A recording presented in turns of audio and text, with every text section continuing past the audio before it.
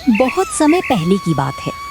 दक्षिण दिशा में घनी जंगलों के निकट बरगदिया नाम का एक छोटा सा गांव हुआ करता था।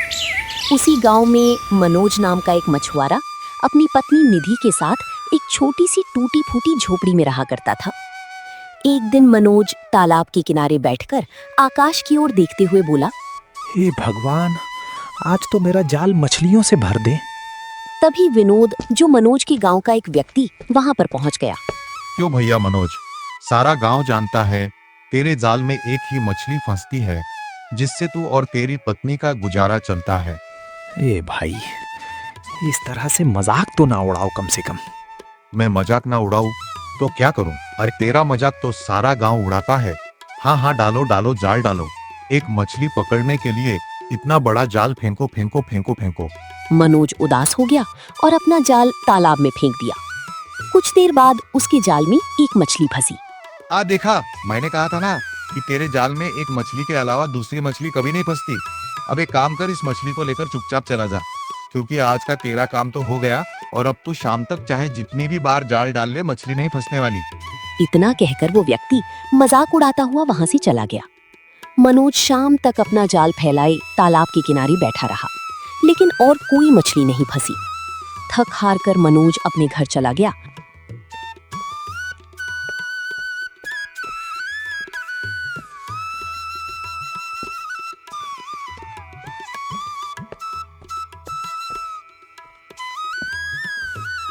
और एक मछली अपनी पत्नी निधि को देते हुए बोला, आज भी केवल एक ही मछली जाल में फंसी है निधि।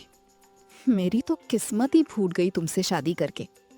अरे कैसे मछुआरे हो तुम?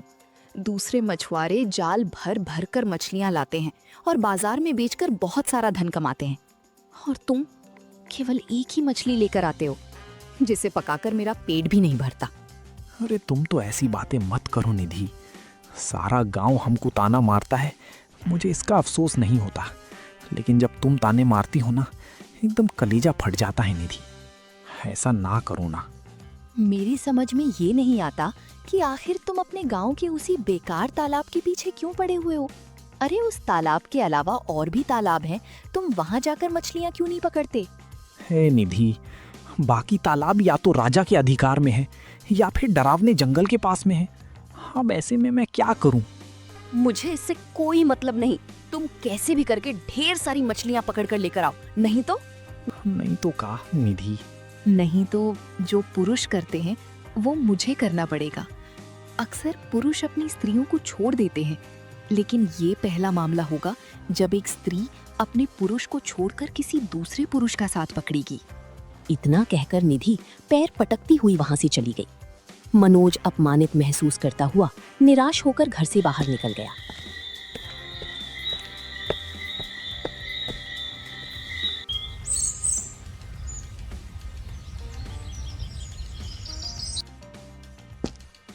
अगले दिन मनोज निराश होकर जाल लेकर तालाब की ओर जा रहा था कि तभी रास्ते में उसे उसकी पड़ोस में रहने वाली शांति ताई से मिल गई। अरे मनोज, कल तेरे घर में फिर से तेरे और तेरी पत्नी के झगड़े की आवाज आ रही थी। हाँ शांति ताई, हमारे जाल में एक मछली देखकर हमारी पत्नी को फिर से गुस्सा आ गया और वो मुझ पर टूट पड़ी। क्या कहें अब? अपनी पत्नी को समझाता क्यों नहीं? अगर तेरे जाल में एक मछली फंसती है तो क्या हुआ? हो सकता है कल तेरे जाल में बहुत सारी मछलियां फंसे। तेरी पत्नी को सब्र से काम लेना चाहिए। अरे अगर पत्नी ही पति को नहीं समझेगी तो फिर कैसे चलेगा? ताई, हम अपनी पत्नी को बहुत बार समझा चुके हैं, लेकिन अब हम कैसे समझाएं? हमको खुद ही समझ में नहीं आ रहा है। पता है आपको, वो ये तक कहने लगी हैं कि अगर मेरे हालात नहीं बदले तो वो हमको छोड़ देगी। हाँ। हाय दैया, कैसी बेशर्म पत्नी है जो अपने ही पति को छोड़ने की धमकी दे रही है। अरे कल तो हमारी पत्नी कह रही थी कि हम उस तालाब को छोड़कर कोई जंगल के दूसरे तालाब में जाएं। आज मैं और देखता हूँ, अगर हमारे जाल में मछलियां ना फंसी तो मजबूरन हमें वाकई में दूसरा तालाब तलाशना पड़ेगा। क्या करें फिर अब? चलो ताई, चलते हैं अब।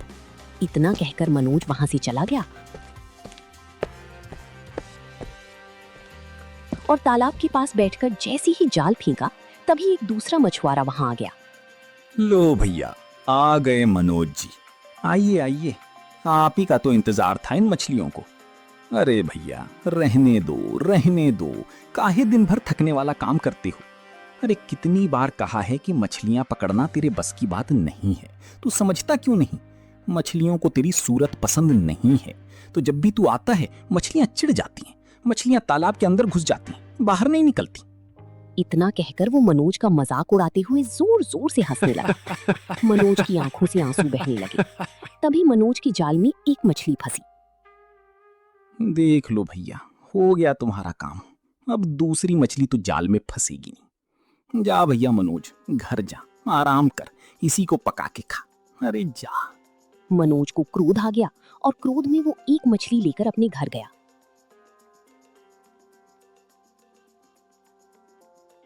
घर पर एक मछली देखकर निधि कुछ कहने ही वाली थी कि तभी मनोज बोला, बस हम आगे कुछ कहने की आवश्यकता नहीं है। कल हम दूसरा तालाब तलाशूंगा, समझ गए हम बस। निधि चुप हो गई। अगले दिन मनोज जाल लेकर बाहर निकलने ही वाला था कि तभी उसकी पत्नी निधि ने उसे टोका। तुमने कल कहा था कि तुम दूसरा तालाब तलाशोगे। हाँ, गांव के उत्तर वाले जंगल में एक तालाब है। सुना है वो शापित है। कोई आज तक वहां पर नहीं गया। बस लोग तरह तरह की बातें करते हैं। ना जाने मालूम वहां पर क्या है। तुम वहां पर क्यों नहीं जाते? निधि की बात सुनकर मनोज चौंक गया। अरे वो तालाब है, वहां तो वर्षों से कोई गया ही नहीं है। कहते हैं वहां पर कोई राक्षसी आत्मा का वास है। ये सब बकवास बातें हैं। अगर किस्मत बदलनी हो तो थोड़ा सा जोखिम तो उठाना पड़ता है। तुम वहां जाओ। मुझे उम्मीद है कि वहां पर तुम्हें ढेर सारी मछलियां मिलेंगी और तुम्हारे लिए एक फायदा भी है। कौन सा फायदा? सोचो, अगर वहां पर ढेर सारी मछलियां हुई तो तुम उन मछलियों को बेचकर धन कमा सकते हो और कोई दूसरा मछुआरा डर की वजह से वहां नहीं जाएगा। तो इस तरह से तुम निश्चिंत रह सकते हो। निधि की बात सुनकर मनोज कुछ देर तक निधि को देखता रहा। हाँ, और अगर वहां कोई खतरा हुआ तो मुझे कोई फर्क नहीं पड़ता। तुम उसी तालाब के पास जाओगी। अगर वो शापित भी हुआ तो भी मुझे कोई फर्क नहीं पड़ता। मुझे केवल धन चाहिए, चाहे तुम शापित हो या फिर तुम्हें कोई नुकसान पहुंचे। निधि की बातों से आहत होकर मनोज शापित तालाब की ओर निकल पड़ा। रास्ता वीरान था और मनोज ने देखा कि वहां के पेड़ सूखे और झुके हुए थे। कुछ देर बाद मनोज तालाब के पास पहुंचा। अब यहाँ तो बड़ा ही विचित्र सन्नाटा पसरा हुआ है। ऐसा लग रहा है जैसे मनुष्य तो बहुत दूर की बात है, वर्षों से यहाँ पर कोई जानवर तक नहीं भटका। इतना कहकर मनोज तालाब की ओर देखने लगा और हिम्मत करके उसमें जाल डाल दिया। मनोज को जाल डाले हुए कुछ ही देर हुई थी कि तभी एक चमचमाती हुई मछली मनोज के जाल में फंस गई। मनोज ने तुरंत उसे बाहर निकाला और दलिया में डाल दिया। दलिया में डालते ही मछली ने एक सोने का अंडा दे दिया। अरे वाह, इस तालाब के बारे में तो प्रसिद्ध था कि ये श्रापित है, लेकिन ये तालाब तो जादू ही निकला। चलो, मछली ने सोने का अंडा दिया, हमारा काम सफल हुआ। मनोज तुरंत घर लौट आया और मछली को और सोने के अंडे को निधि को दिखाते हुए बोला, अरे निधि, बड़ी विचित्र बात है। उस तालाब में भी हमारे जाल में एक ही मछली फंसी, लेकिन जैसे ही मछली को हमने डलिया में डाला, उसने धड़ से सोने का अंडा दे दिया। निधि उस अंडे को देखने लगी। उसकी आंखों में लालच की चमक आ गई और वो चहकती हुए बोली, ये तो बहुत अच्छी बात है। एक मछली जिसे हम खाकर पेट भर सकते हैं और एक सोने का अंडा मुफ्त। सोचो, अगर तुम रोज रोज वहां पर जाओगी तो हमारे पास सैकड़ों सोने के अंडे हो सकते हैं। हाँ, ठीक है।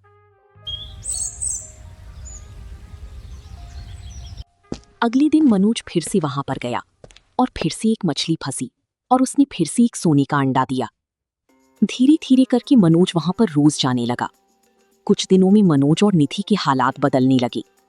मनोज की पुरानी झोपड़ी की जगह अब एक पक्की हवेली बन गई।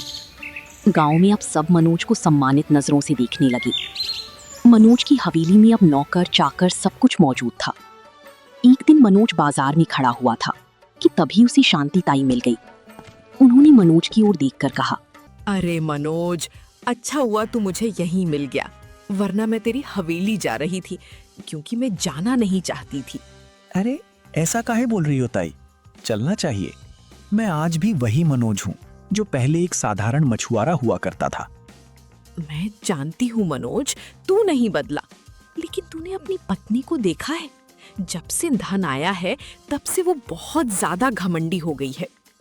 खैर छोड़, जब धन नहीं था वो तब भी सीधे मुंह बात नहीं किया करती थी। देख, मैं चाहती हूँ कि तू गरीबों की मदद किया कर। कल मैंने देखा कि एक भिखारी तेरे घर पर आया और तेरी पत्नी ने उसे अपमानित करके निकाल दिया। ये सुनकर मनोज चौंक गया। अब ठीक है शांति ताई, मैं अपनी पत्नी से आज ही इस सिलसिले में बात करूंगा। शांतिताई वहां से चली गई और मनोज कुछ देर बाद घर चला गया। निधि, मैं तुमसे एक बहुत ही जरूरी बात करना चाहता हूँ। देखो निधि, शांतिताई बता रही थी कि कल एक भिखारी आया था जिसे तुमने अपमानित करके बाहर निकाल दिया। अरे ऐसा नहीं करता है कोई। तुम क्या अपनी गरीबी के दिन भूल गई हो क्या? हाँ, मुझे सब याद है, लेकिन शायद तुम भूल गए कि जब तुम गरीब थे तब कैसी गांव वाले तुम्हारा मजाक उड़ाया करते थे। ओहो निधि, हमको गांव वालों की कोई परवाह नहीं है। हमें उनके जैसा नहीं बनना है, समझो। अच्छा सुनो, मैं तुमसे ये कहना चाह रहा था कि देखो, अब हमारे पास धन वन की तो कोई कमी है नहीं, इसीलिए अब मैं चाहता हूँ कि मैं उस तालाब से मछलियां पकड़ना छोड़ दूं और कोई बड़ा व्यापार शुरू कर दूं। क्या कहती हो? ये सुनकर निधि चौंक गई और गुस्से से मनोज की ओर देखकर बोली, तुम्हारा दिमाग खिसक गया है? मेरा दिमाग नहीं खिसका है निधि, बल्कि तुम्हारे मन के अंदर लालच सवार हो गया है। मैं देख रहा हूँ जब से हमारे पास बहुत सारा धन आया है, तुम्हारे मन में धन की जिज्ञासा खत्म होने की बजाय और बढ़ती जा रही है। बकवास मत करो, और तुम उस तालाब को कभी नहीं छोड़ोगे। नहीं, मैं कल से उस तालाब पर नहीं जाऊंगा, मतलब नहीं जाऊंगा। अरे भाई, हमारे पास इतना धन है कि हम एक अच्छा व्यापार शुरू कर सकते हैं, जीवन भर कमाई कर सकते हैं, तो मछली पकड़ने क्यों जाऊं? निधि मनोज की ओर गौर से देखने लगी। वो समझ गई कि मनोज अपना फैसला कर चुका है, लेकिन निधि के अंदर का लालच बहुत बढ़ चुका था।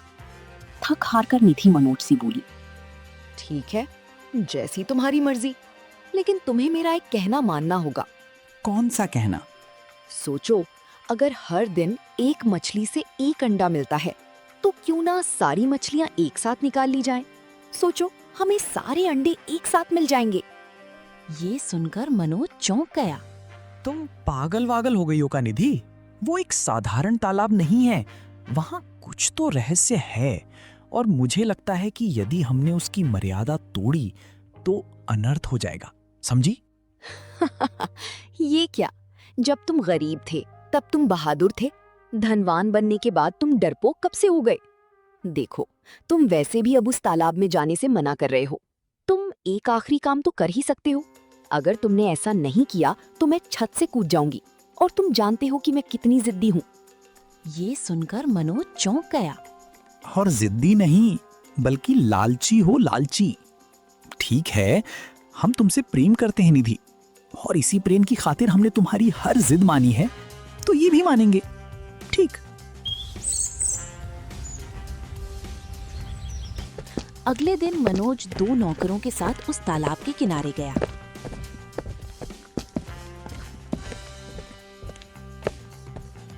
आप हमें यहाँ क्यों ले आए हैं मालिक? देखो, मैं यहाँ रोज जाल फेंकता था, तब एक ही मछली फंसती थी। मैं चाहता हूँ कि इस तालाब की सारी मछलियाँ मुझे मिल जाए, इसीलिए तुम दोनों बाल्टी से इस तालाब का सारा पानी निकालो। चलो, लग जाओ फटाफट काम पे, चलो। दोनों नौकर मनोज के आदेश का पालन करने लगे। कुछ ही देर में दोनों नौकर बाल्टी से तालाब का पानी निकालने लगे। दिन भर की मेहनत के बाद मनोज को अपनी मेहनत बेकार लगने लगी। तालाब सूखने लगा, लेकिन कोई मछली नहीं दिखाई दी। तालाब से केवल कीचड़ और सड़ी बदबू आ रही थी। अंत में मनोज को एक छोटी सी सुरंग दिखाई दी, जो तालाब की तली में थी। मनोज अपना हाथ रखकर उस सुरंग को जांचने लगा। अगले ही पल एक काली लपेट बाहर निकली और दूसरा तालाब एक भयावह धुएं में बदल गया। दोनों नौकर डर के मारे गांव ही छोड़कर भाग गए। मनोज डरा हुआ हवेली में आ गया। मनोज का डरा हुआ चेहरा देखकर निधि चौंक गई। क्या हुआ? जो 2 नौकर तुम्हारे साथ गए थे वो कहाँ गए? वो दोनों नौकर तो गांव छोड़कर ही भाग गए। इतना कहकर मनोज तालाब की सारी घटना निधि को बताने लगा। ये सुनकर निधि डर गई। मुझे तो लगता था कि उस तालाब की सारी मछलियां तुम्हें मिल जाएंगी, परंतु वहाँ कुछ ऐसा भी हो सकता है, मैंने तो सोचा भी नहीं था। अरे हम तुमसे कहते थे ना निधि, वो तालाब तो पूरी तरह से सूखा हुआ था। न जाने कौन सा रहस्य था जिससे हमें मछली मिल रही थी, जो सोने का अंडा दे रही थी। निधि चुपचाप अपने कमरे में चली गई।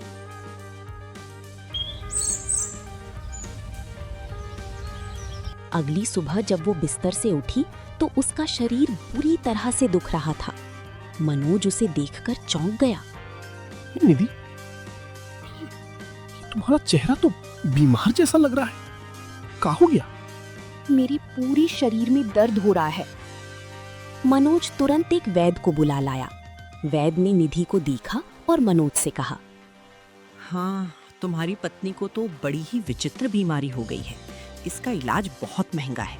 इसका उपचार केवल दुर्लभ जड़ी बूटियों द्वारा ही हो सकता है और वो बहुत महंगी मिलती है। अरे तो कोई दिक्कत नहीं है, वैद्य जी चाहे कुछ भी हो जाए, हम अपनी पत्नी को ठीक करके ही रहूंगा। उसी दिन से मनोज अपनी पत्नी के इलाज में जी जान से जुट गया। जड़ी बूटियां बहुत महंगी होने की वजह से धीरे धीरे मनोज का सारा धन समाप्त हो गया। एक दिन मनोज वैद्य से बोला, हमारे पास जितना भी धन था वो सब खत्म हो गया वैद्य जी। देखो, तुम्हारी पत्नी का कुछ दिन का इलाज और बाकी है। अगर वो नहीं हुआ तो बीमारी फिर से वहीं आ जाएगी जहां से मैंने इलाज शुरू किया था। तुम्हें किसी भी तरह से धन जुटाना होगा, नहीं तो तुम्हारी पत्नी बच नहीं पाएगी। समझ गए? मनोज निराश होकर वहां से चला गया और अपनी पत्नी निधि को सारी बात बताते हुए बोला, हमें ये हवेली बेचनी पड़ेगी निधि। निधि की आंखों में आंसू आ गए। उसके बाद मनोज हवेली बेच देता है और वो एक झोपड़ी में अपनी पत्नी निधि के साथ रहने लगता है। कुछ दिनों की इलाज के बाद निधि पूरी तरह से स्वस्थ हो जाती है, लेकिन उनके पास सब कुछ समाप्त हो चुका होता है। मनोज फिर से गांव के तालाब में मछली पकड़ने जाता है। तभी वहां बैठा एक मछुआरा मनोज का मजाक उड़ाते हुए बोला, अरे मनोज भैया, जहाँ से चले थे वहीं आ गए। सारा शहर घूमकर लौट के बुद्धू घर को आए। क्यों भैया मनोज, तेरे पास जो भी धन था वो सब खत्म हो गया, अब क्या करेगा? मनोज कुछ नहीं कहता और जैसे ही तालाब में जाल डालता है तो केवल एक ही मछली फंसती है। वो मछली लेकर झोपड़ी में आ जाता है।